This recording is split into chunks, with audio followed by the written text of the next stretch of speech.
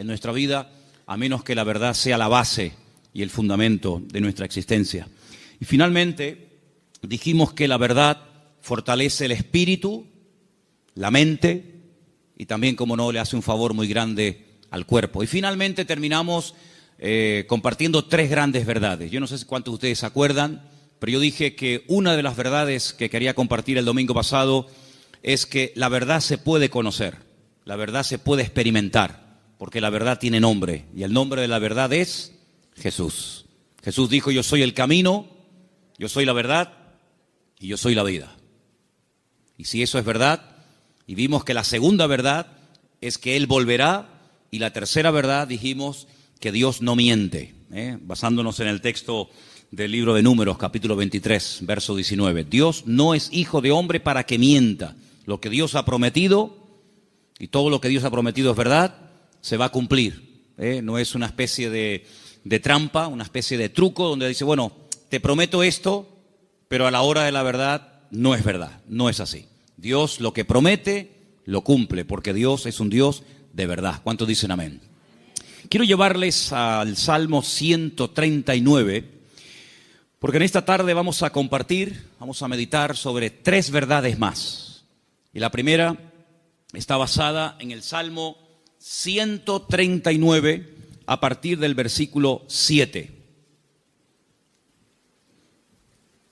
Es un salmo muy, muy interesante, porque encontramos en él tres atributos que son única y exclusivamente de Dios. No son atributos ni características del ser humano.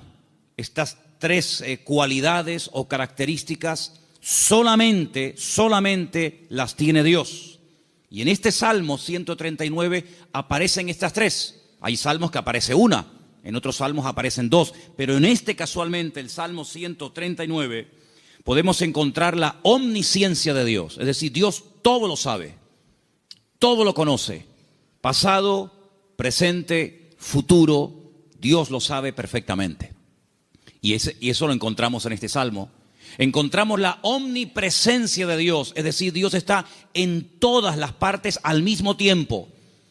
No significa que si está en un lugar se ausenta de otro, sino que la presencia de Dios lo abarca todo. Él está en todas partes, que no es lo mismo que decir en todas las cosas. Eso sería una aberración, decir que Dios está en las cosas. Dios está en todas partes, pero Dios no está en las cosas. Porque si estuviera en las cosas, pues creeríamos en el panteísmo, de tal manera que gente se puede acercar a Dios a través de una oración a un árbol, otros a una estrella, otros a la tierra, etcétera, etcétera. Dios está en todas partes, pero no significa que esté en las cosas de una forma visible, ¿no? Y finalmente, la omnipotencia de Dios. Dios no tiene ningún tipo de limitaciones, ni de espacio, ni de tiempo. Por eso encontramos a Dios con una definición muy breve, pero muy profunda. Es la profundidad de la sencillez de Dios. Que Dios es espíritu. No lo limita el tiempo, no envejece, no caduca. La Biblia ha sido escrita en un lenguaje humano, donde aparecen muchas figuras retóricas para explicar lo que Dios es y lo que Dios hace.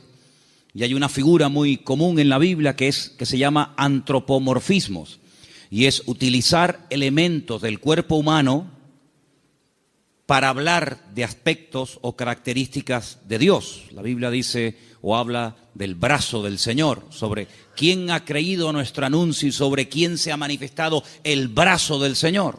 La Biblia habla de los ojos de Dios, la Biblia habla de la mano de Dios, pero son simplemente eso, antropomorfismos, es utilizar un lenguaje conocido, un lenguaje humano, ¿verdad?, distintas partes del cuerpo, para describir la naturaleza de Dios en la vida de su creación, en la vida de los seres humanos. Hemos oído a veces escuchar como que la naturaleza tiene el libre albedrío de hacer cuanto quiera, y no es verdad. Las leyes de la naturaleza las estableció Dios desde el principio de los tiempos. Fíjense qué curioso que todas las leyes que el hombre ha ido descubriendo con el paso del tiempo, Son leyes que estaban ocultas a los ojos del hombre. El hombre no las ha inventado, simplemente las ha descubierto, ¿verdad? Pero son leyes que Dios estableció desde el principio de los tiempos. Y uno de los libros más profundos de la Biblia, que es el libro de Job, encontramos el peso de la tierra, encontramos los nombres de algunas constelaciones y estrellas, encontramos cómo el viento pesa, ¿verdad? Cosa que no se descubrió hasta muchos siglos después, y encontramos muchas cosas muy interesantes acerca de las leyes de la creación. Alguien dijo que lo creado es una manifestación de las ideas y de la voluntad de Dios hechas realidad, ¿vale? Dios hablaba y su palabra se materializaba. Poder que no transfirió al hombre, imagínense. Es un poder simplemente, o es un poder que solamente se limita a él. Dios habla y lo que Dios ordena se materializa, se cristaliza, ¿sí? Sea la luz o sea cualquier otro elemento. Ahora, en el Salmo 139 vemos estos tres atributos de Dios, repito, omnisciencia, omnipresencia y omnipotencia. Y a partir del versículo 7, el salmista se hace una serie de preguntas muy interesantes, pero las hace en forma de sorpresa. Aquí dice: ¿a dónde me iré de tu espíritu? ¿A dónde huiré de tu presencia? Si subiere a los cielos, allí estás tú. Si en el Seol hiciere mi estrado, he aquí, allí tú estás. Si tomare las alas del alba y habitare en el extremo del mar, aún allí me guiará tu mano y me asirá tu diestra. Si dijere: ciertamente las tinieblas me encubrirán, aún la noche resplandecerá alrededor de ti. Aún las tinieblas no encubren de ti, y la noche resplandece como el día. Lo mismo te son las tinieblas que la luz. ¿Cuántos dicen amén? Ahora, en la Biblia encontramos a ciertos personajes que por las circunstancias que estaban atravesando no les quedó más remedio que huir y esconderse de las personas que querían quitarles la vida. Por ejemplo, piensen en Moisés.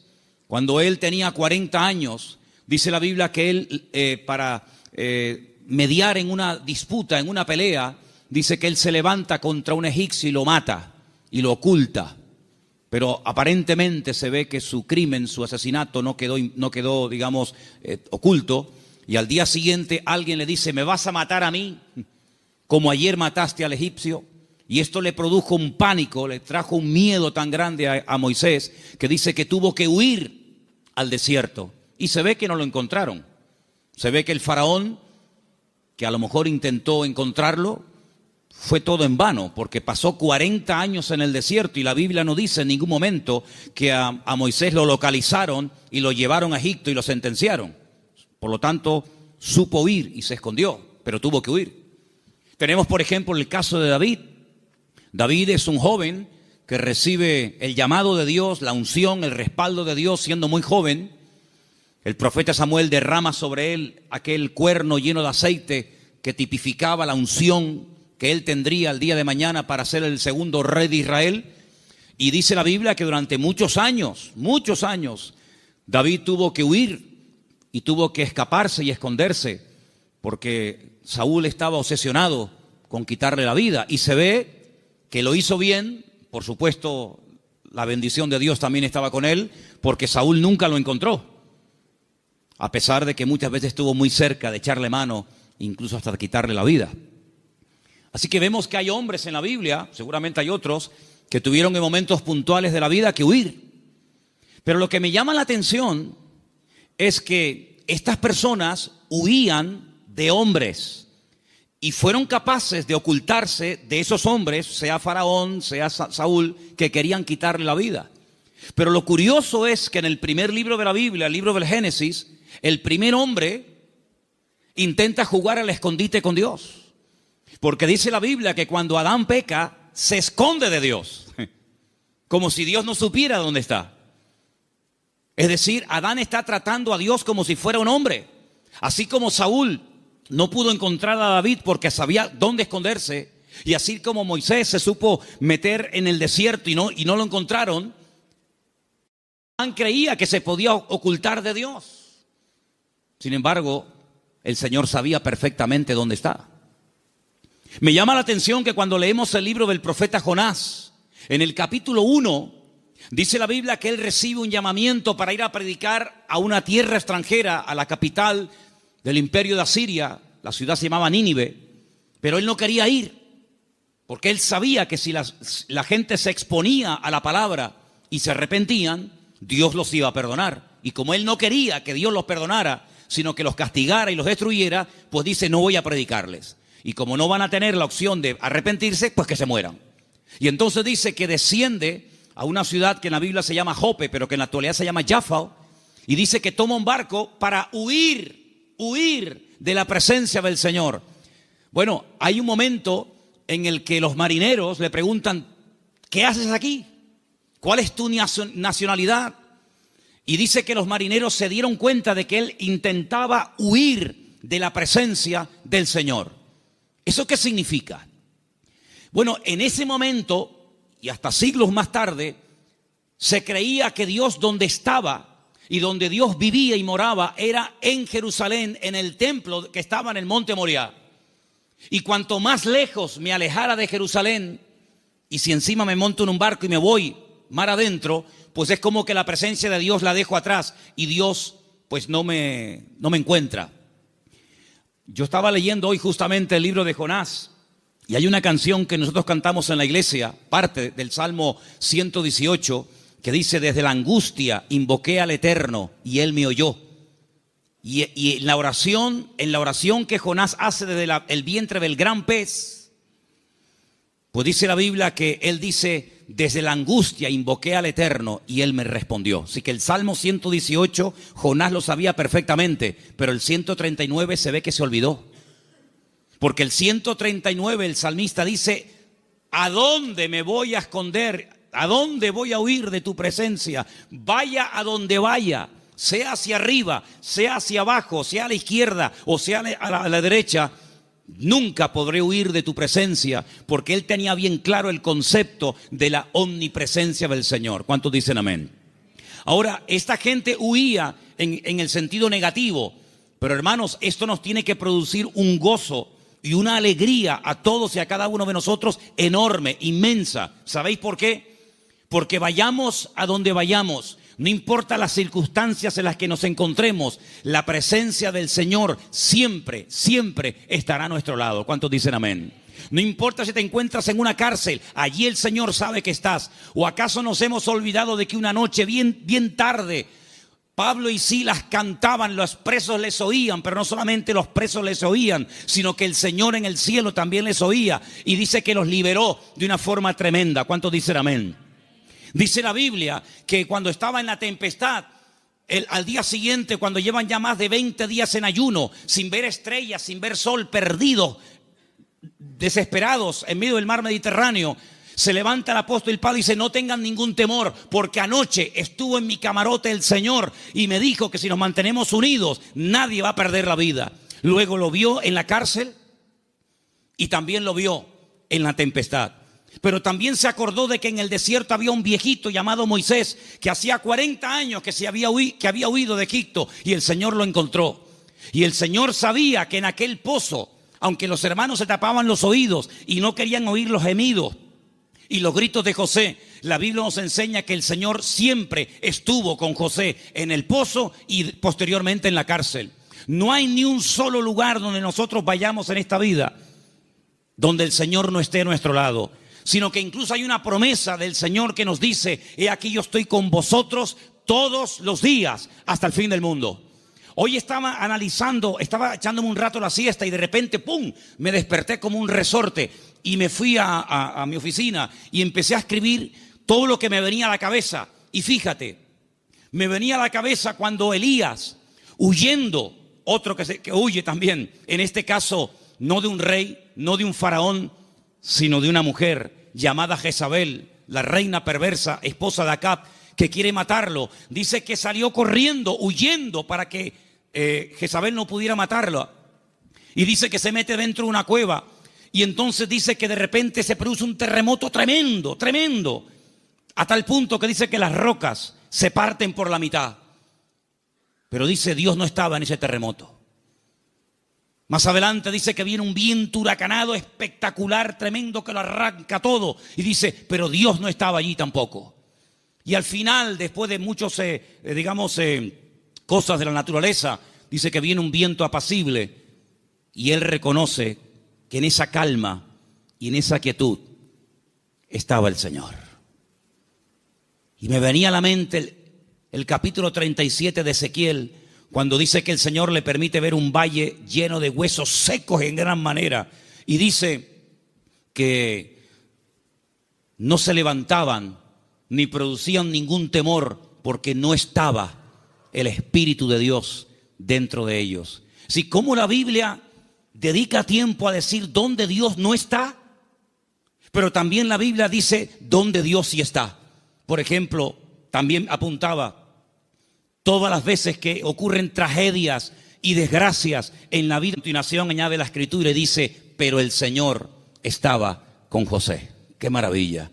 Hermanos, saber que nuestro Dios está con nosotros todos los días, ¿no te produce una alegría y una tranquilidad de saber que pase lo que pase y venga lo que venga y digan lo que digan, nuestro Dios está con nosotros porque es omnipresente? No hay que ir a un lugar específico a visitarlo, como durante siglos y generaciones tenían que hacer las 12 tribus de Israel, que 3 veces al año tenían que viajar cientos o miles de kilómetros para ir a Jerusalén a visitar y a celebrar la fiesta del Eterno, sino que el Señor ha prometido estar con nosotros en cualquier momento, en cualquier lugar, no importa si somos jóvenes, adolescentes, niños o ancianos, no importa si estamos en la iglesia, en la casa, en el trabajo, en un barco, en un avión, en un submarino, no importa. La presencia del Señor siempre estará a nuestro lado y eso significa que la protección del Señor siempre estará con nosotros. Esa es la primera verdad que quiero compartir con ustedes en esta tarde. Y si habéis prestado atención a la lectura, ¿cuál fue la lectura de hoy? ¿Cuál fue? Salmo 121. ¿Cómo empieza el Salmo 121? Alzaré mis ojos a los montes. ¿De dónde vendrá mi socorro? Ay, amigo, cuando tú estás donde empezaban los peregrinos que iban a Jerusalén a celebrar las fiestas, cuando tú te pones en el principio de ese camino, allí en lo alto, en Galilea, y ves un camino estrecho, rodeado de unas montañas gigantescas, y te explican que en esas montañas se ponían los ladrones y las bandas armadas para robarle las ofrendas y los diezmos que iban a llevar al templo a Jerusalén. ¿Cómo nos van a alzar los montes los peregrinos y decir, Señor, ¿de dónde vendrá nuestro socorro? No es que está implorando la ayuda de las montañas, no, porque el versículo siguiente dice, nuestro socorro viene del Señor que hizo los cielos y la tierra. No dará tu pie resbaladero, ni se dormirá el que te guarda. Él guardará tu salida y tu entrada desde ahora y para siempre. ¿Cuántos dicen amén? Hermanos, en estos tiempos en los que estamos viviendo, es importante que nos recordemos cada día, el Señor, la presencia del Señor, la cobertura del Señor está a mi lado. ¿Cuántos dicen amén? Dile que está a tu lado, el Señor está con nosotros porque es un Dios fiel. Aleluya. Esa es la primera verdad que tenemos que tener presente en nuestra vida. Primera de Juan 5:18, primer versículo que nos van a leer en esta tarde. Primera de Juan, capítulo 5, verso 18. Presten atención, por favor. Sabemos que todo aquel que ha nacido de Dios no practica el pecado, pues aquel que fue engendrado por Dios le guarda, y el maligno no le toca. El maligno, la promesa que dice, el maligno no le toca. ¿A quién no le toca? Al Hijo de Dios. ¿Y por qué no le toca? Porque está protegido. ¿Por quién? Por aquel que lo engendró. Nuestro Dios no solamente está, sino que está para defendernos, está para guiarnos, está para bendecirnos. No está dormido y hay que despertarlo, como en algún momento el profeta Elías les decía a los profetas de Baal, griten, griten, levanten la voz. Tal vez vuestro Dios está de camino, o está dormido, o cansado, se ha ido de viaje, sino que nuestro Dios está a nuestro lado, pero no de una forma pasiva, indiferente, sino que está a nuestro lado para pelear nuestras batallas y defendernos. ¿Cuántas veces hemos mencionado el pasaje de cuando el profeta Eliseo, no Elías, Eliseo, se encuentra rodeado de enemigos y su criado Giesi se lo comenta y le dice: estamos rodeados, nos van a matar? Y el profeta Eliseo ora para que el Señor le abra los ojos espirituales a su criado incrédulo Giesi, porque le dice: más son los que están con nosotros que los que vienen contra nosotros. Y entonces él pudo ver por los ojos de la fe cómo la presencia del Señor estaba alrededor de aquella casa, y aquellos que venían a matarlos al final quedan ciegos y ellos los tienen que guiar hasta salir de la ciudad. Hermanos, ese es nuestro Dios, un Dios que ha prometido estar con nosotros todos los días. Estemos también nosotros con Él todos los días. ¿Cuántos dicen amén? Segunda y gran verdad que quiero compartir en esta tarde: el poder inmenso, ilimitado del nombre del Señor Jesucristo. Marcos capítulo 16, versículo 17 al 18. Presten atención, por favor. Y estas señales seguirán a los que creen. En mi nombre echarán fuera demonios, hablarán nuevas lenguas, tomarán en las manos serpientes, y si bebieren cosa mortífera no les hará daño. Sobre los enfermos pondrán sus manos y sanarán. Todo cuanto se menciona ahí con una connotación milagrosa, echar fuera demonios, hablar lenguas, orar por los enfermos, etcétera, etcétera, todo va precedido por el nombre de Cristo. En mi nombre, en mi nombre, en mi nombre. El Señor Jesucristo nos enseña en la palabra que cuando oramos los creyentes tenemos que orar en su nombre. Firme la oración. No oramos en nuestro nombre. No nos acercamos a Dios con nuestros méritos, sino que oramos en el nombre del Señor Jesucristo. Y en el libro de Filipenses, el capítulo 2, nos da una pincelada, una explicación del poder tremendo de ese nombre. Presten atención. Después de humillarse, después de despojarse de toda su gloria y dignidad, después de haberse hecho siervo y estando en la condición de hombre, se humilla hasta lo sumo y muere de una forma terrible, como era la muerte de cruz, y haciéndose obediente hasta la muerte. A continuación de eso dice: por lo cual Dios lo exaltó hasta lo sumo, a lo máximo, y le dio un nombre sobre todo nombre. Y ahora escucha versículo 10: para que en el nombre de Jesús se doble toda rodilla de los que están en los cielos, en la tierra y debajo de la tierra, y toda lengua confiese que Jesucristo es el Señor, para gloria de Dios Padre. El poder del nombre de Cristo, no somos conscientes de lo poderoso que es mencionar ese nombre. Los demonios huyen y tiemblan cuando se menciona el nombre de Jesucristo. Es un nombre de poder, es un nombre de autoridad. No hay nada ni nadie que se resista al poder del nombre de Cristo. Una vez escuché a un predicador que vino a Las Palmas hace muchos años. Había sido misionero en África. Y un día no se le ocurre otra cosa más que ir a una tribu de caníbales. Y dice que mientras dormía en una choza durante la noche, hay un momento en el que él se despertó y ve a un caníbal con un garrote a punto de darle un palo en la cabeza y matarlo. Dice que fue algo tan rápido, no había tiempo para decir: hermano, vamos a orar, espérate un momentito. Dice que solamente dijo: Jesús. Solamente mencionó el nombre del Señor.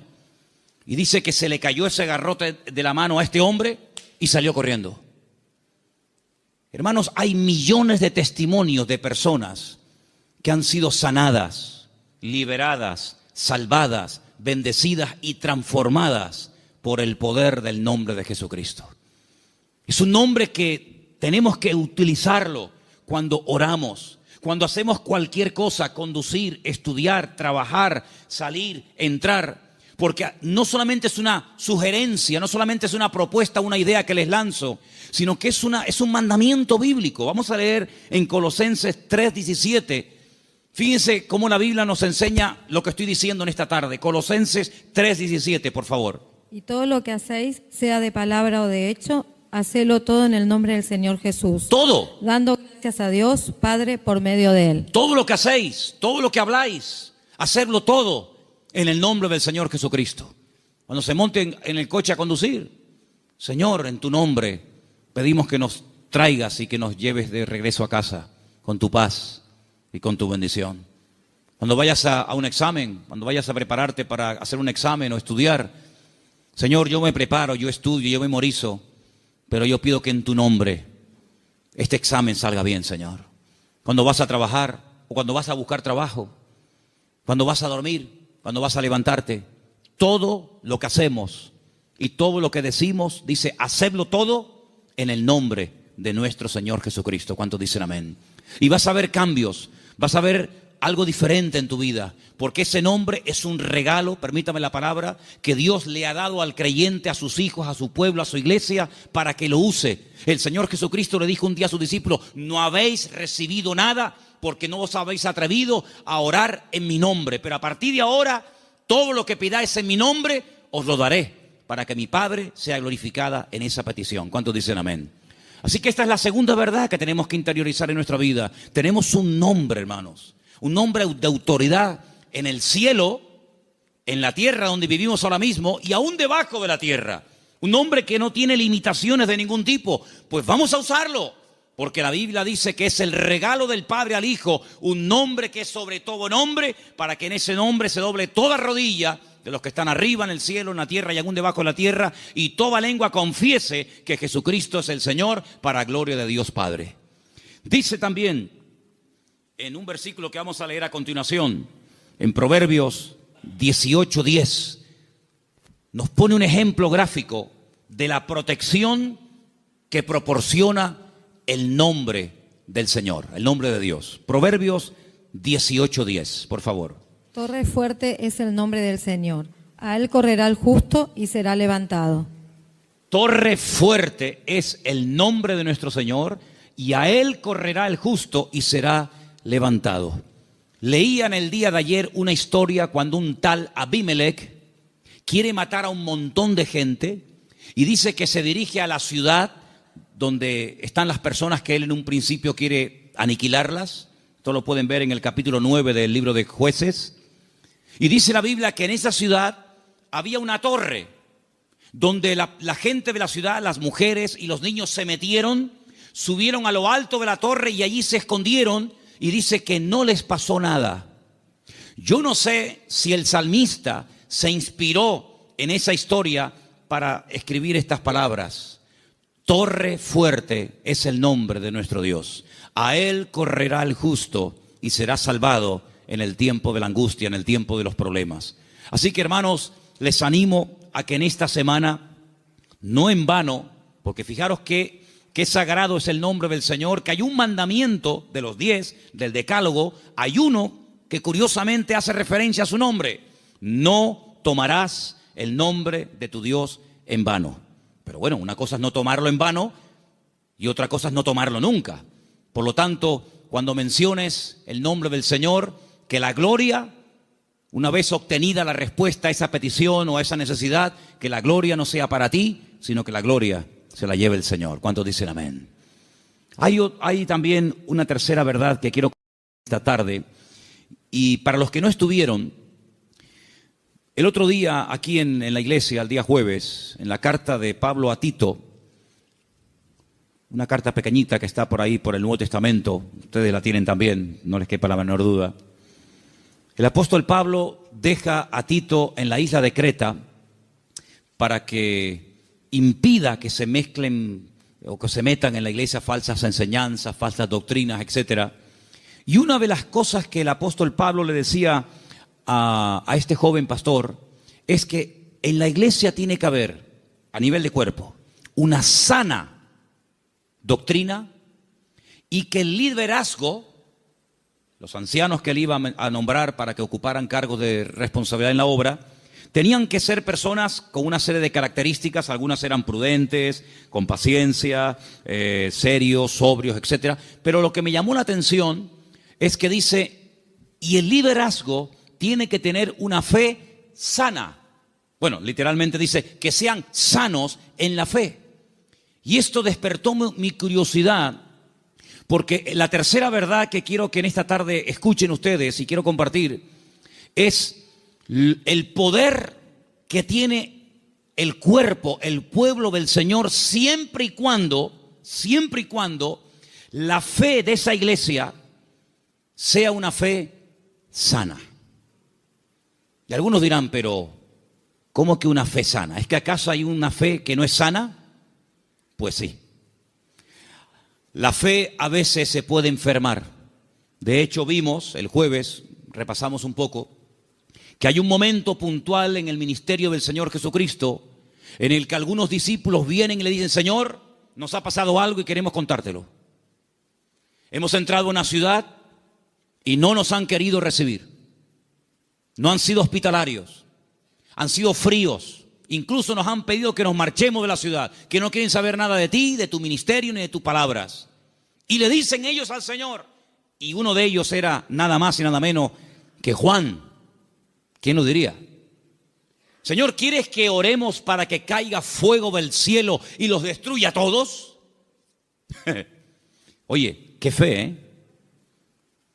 Ellos creían que si oraban y que cayera fuego del cielo, el Señor respondería a sus oraciones. Pero el Señor dice, alto. No. Ese espíritu no es el que debe de caracterizar a un discípulo mío. La fe no es para destruir, la fe es para edificar. Si en todo lugar donde no nos escuchan vamos a pedir fuego, vamos a prenderle fuego a todo el país. Y una vez dije, ¿por qué se creen ustedes que el Señor se llevó al profeta Elías? Porque como siguiera como seguía, le iba a prender fuego a todo el país. El único que iba a quedar con vida era él. Pero saben, hermanos, esa es una fe distorsionada. Es una fe mal encaminada. Es una fe que, como una especie de lámpara de Aladino, te crees que todo lo que pides tienes que recibirlo. Y no está basada en la razón, no está basada en la palabra, en el sentido común, sino está basada en una emoción, en un rechazo que sientes hacia una gente que no te ha querido escuchar. Y es una fe que no tiene nada que ver con una fe sana, que es la fe que tiene que tener el creyente. Es una fe totalmente distorsionada, una fe que no es la que yo quiero que ustedes tengan. Luego Pablo también hablaba de que había gente que tenía fe fingida. Fe fingida. Y Pablo dice a Timoteo, yo doy gracias a Dios que la fe que tú tienes no es fingida. Porque la fe que tú tienes primeramente la tuvo tu abuela y después se la traspasó a tu madre y ahora la tienes tú. Y dijimos que esa fe no fingida tiene que ver con una fe sincera, sin mezcla, sin hipocresía. Otra versión dice sin engaño, sin máscara. Hablamos también acerca de que hay fe, hay gente que tiene fe, pero es una fe muerta. Tienen fe, pero está muerta. ¿Y cuál es la fe muerta? La que no produce obras.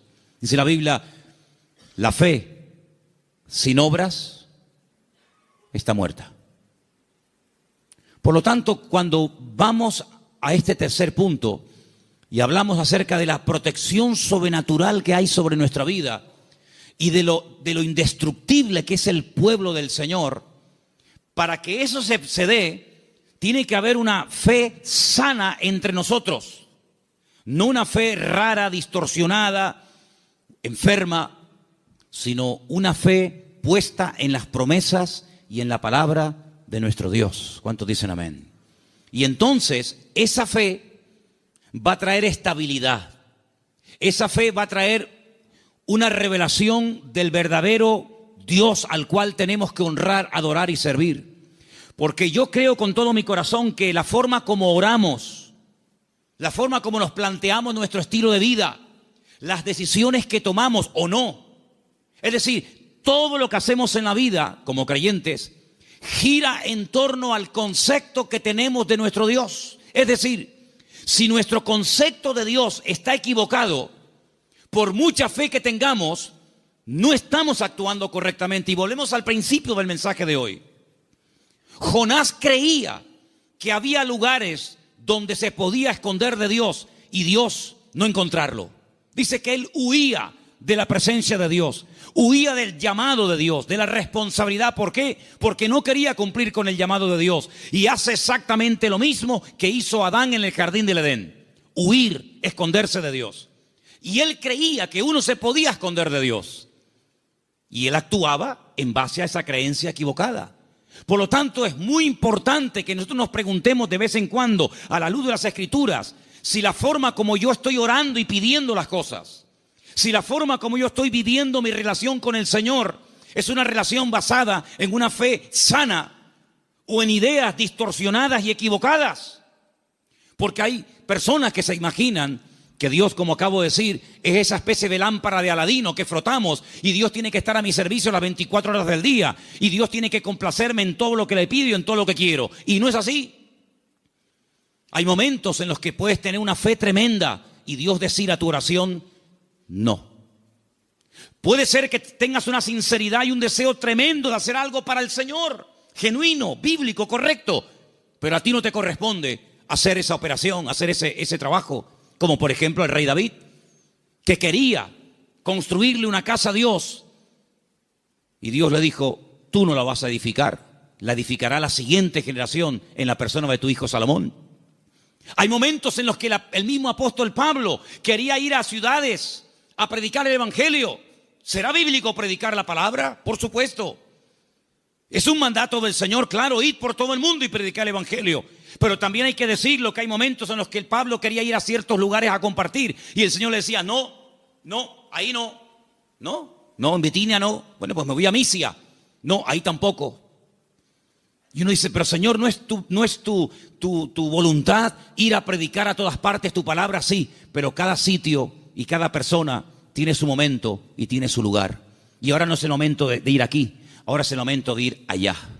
Y Pablo, que era sensible a la voz del Espíritu, Pablo, que era una persona que se dejaba tratar y moldear, pues no era un niño caprichoso con la pataleta que cuando no le das la chupeta se pone a montarte un lío tremendo, sino que decía, bueno, pues si no es por aquí, será por allá. En otras palabras, no se venía abajo, no se derrumbaba, no se desanimaba, sino que él seguía probando, hasta que al final encontró el lugar idóneo donde el Señor quería llevarlo y usarlo. Por lo tanto, es muy importante que la iglesia interiorice esta verdad. El Señor nos quiere usar. Tenemos que cumplir con nuestras responsabilidades. Por supuesto que sí. Pero ¿estaré yo preparado para eso que quiero hacer? La Biblia nos enseña que cuando José era un joven, ya él sabía lo que Dios quería hacer con su vida. Yo creo que pecó un poco de imprudente. Abrió su corazón a sus hermanos. Tal vez lo mejor hubiera sido abrírselo solamente a su padre. Pero él le abrió su corazón a sus hermanos, le contó los sueños que había tenido y se buscó la ruina de su vida. Bueno, después al final, lógicamente, sabemos que el Señor utilizó todo aquello y lo convirtió en algo positivo, ya lo sabemos. Pero hermanos, él tuvo que esperar desde el momento que recibe la revelación de la voluntad de Dios para su vida, hasta que él ve que eso se cumple, pasaron muchos años, pasó mucho tiempo. ¿Por qué? Porque el Señor tenía que tratarlo, y tenía que prepararlo, y tenía que capacitarlo, y lo tuvo que hacer pasar por situaciones terribles, pero en todas y en cada una de ellas aprendió lecciones que lo marcaron para toda la vida. Y cuando llegó el momento, el Señor lo levantó y el Señor lo utilizó. Por eso, amados hermanos, ¿en qué momento, en qué etapa del camino te encuentras? Sin embargo, cuando le escribe el apóstol Pablo a Timoteo, le dice: Timoteo, Dios no nos ha dado espíritu de cobardía. Probablemente estaba pasando por un momento de temor frente a semejante responsabilidad. Pablo dice: Dios no nos ha dado espíritu de cobardía y no te tienes por qué avergonzar de mis cadenas. Cuando te pregunten dónde está tu apóstol Pablo, dónde está el fundador de la iglesia, no te avergüences de mis cadenas, da testimonio de ellas. Y te recuerdo que tienes que cumplir con tu ministerio. Y te recuerdo que tienes que predicar la palabra a tiempo y fuera de tiempo. Y te recuerdo que tienes que cuidar tu salud. Y te recuerdo que no le des lugar a los comentarios de la gente que te menosprecian por la edad que tienes, etcétera, etcétera, etcétera. En otras palabras, ¿por qué le exige que sufra? Sufre, pelea, predica, con ganas y sin ganas, a tiempo y fuera de tiempo. ¿Por qué? Porque sabe que está en una etapa de la vida en la que a él se le puede exigir, pero a otras personas Pablo no les exigía tanto. ¿Por qué? Porque no habían llegado al nivel y a la madurez que Pablo entendía que Timoteo ya tenía. Por lo tanto, en base a tu conocimiento, en base a tu madurez, en base al desarrollo que tú tienes en el Señor, se te exigirá más o se te exigirá menos. Pero todo creyente que forme parte del cuerpo de Cristo, el cual llamamos iglesia, tiene que asumir las responsabilidades que le corresponda. Y yo, por ejemplo, en esta tarde, tengo aquí una pequeña lista de cosas en las cuales todos sí podemos, a pesar de que lleven poco tiempo o mucho tiempo, todos sí podemos cumplir con ellas. Por ejemplo, con la puntualidad. Yo doy gracias al Señor de que en esta iglesia, salvo raras excepciones, siempre se empiezan los cultos a su hora. ¿Sí o no? ¿No? ¿Dicen que no? Hemos estado en algunas iglesias donde el culto se ha empezado media hora tarde. Y durante la predicación aún sigue entrando gente. Y decirnos a algunos miembros de la iglesia, en esta iglesia siempre ha sido así. Es imposible empezar un día a tiempo. Bueno, yo doy gracias al Señor de que por lo menos en eso no somos malos, ¿no? Sino que generalmente solemos ser puntuales. Cuando se propone o se expone a la congregación un proyecto, una idea o algo, generalmente un altísimo porcentaje de la congregación responde apoyando por dicha actividad o proyecto o lo que sea. En otras palabras, hermanos, la iglesia va a crecer en la medida en la que tú crezcas. La iglesia, cuando hablamos de iglesia, ¿qué es la iglesia? La iglesia eres tú, y tú, y tú, y cada uno de nosotros. Y la iglesia, ese concepto a veces tan abstracto, como dice la iglesia ¿qué es? Pues la iglesia eres tú. La iglesia tendrá la madurez de todos y cada uno de nosotros. Pero esa madurez, ¿dónde la aprendemos? ¿Aquí o ya venimos con ella de casa? Después del culto hoy, queremos reunirnos unos poquitos minutos con los padres de los chicos que en este momento, ahora mismo, están en la escuela dominical. ¿Por qué? Porque una de las cosas que tenemos que entender es que la iglesia, por ejemplo, en los domingos, la escuela dominical, es un refuerzo a lo que teóricamente los niños ya aprenden de sus respectivos padres en el hogar. ¿Cuántos dicen amén? Es decir, si ustedes no oran a la hora de la comida, difícilmente, por más que se lo enseñen ahora mismo las hermanas que están allí con esos niños, que hay que orar dándole gracias al Señor por la comida que entra por nuestra boca, si después durante la semana, que es muy larga, hasta el próximo domingo, no ven a papá y no ven a mamá orando un momentito, dándole gracias al Señor por los alimentos, pues le vamos a hacer al niño, perdonen la palabra, un cacao, porque le estamos enseñando algo en la iglesia que luego ustedes no lo apoyan. Es decir, que lo que aprendan aquí, luego vean la práctica en el hogar. ¿Cuántos dicen amén? Si, por ejemplo, un niño un día en una escuela dominical tiene una clase donde, por ejemplo, no sé, se le habla del perdón, pues que cuando lleguen momentos puntuales, pues que el niño vea que en casa la asignatura del perdón se aprueba con sobresaliente y no siempre con suspenso. Y simplemente quiero ponerles un ejemplo.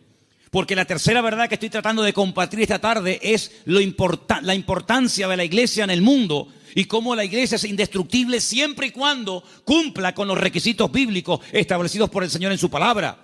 ¿Dónde aprendió José a perdonar, a reconciliarse, a llevarse bien con otras personas? ¿Dónde lo aprendió? ¿En Egipto? ¿En Egipto lo aprendió?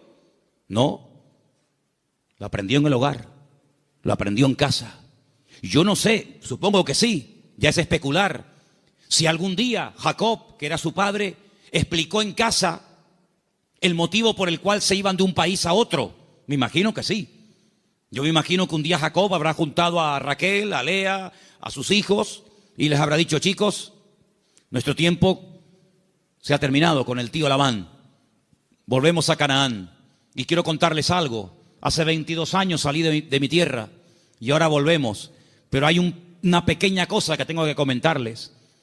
Yo no vine aquí porque quería en el fondo venir. Yo vine aquí casi forzado por las circunstancias. Vine aquí porque el tío Esaú, vuestro tío, mi hermano, me quería matar. Y ahora volvemos y no sé lo que nos vamos a encontrar. La Biblia dice que él toma una serie de medidas, muy particulares por cierto. Fue haciendo diferentes grupos, a las que menos amaba o con las que menos tenía, no sé, feeling, las fue poniendo por delante y él lógicamente se quedó atrás, con la que él realmente quería y con sus hijos. Y le llega la noticia de que el tío Esaú viene con 400 hombres armados hasta los dientes.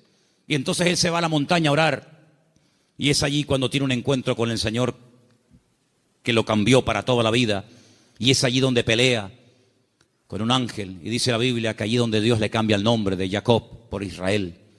Y al día siguiente llegó el momento de la verdad, amigo. Llegó el momento de a ver qué pasa. O se acaba todo o empieza todo. Y allí se va José con su padre, con sus hermanos. Y allí dice la Biblia que Jacob y Esaú se abrazaron, se perdonaron, se reconciliaron y todo se solucionó. Y allí estaba José. La primera vez en su vida que veía al tito Esaú.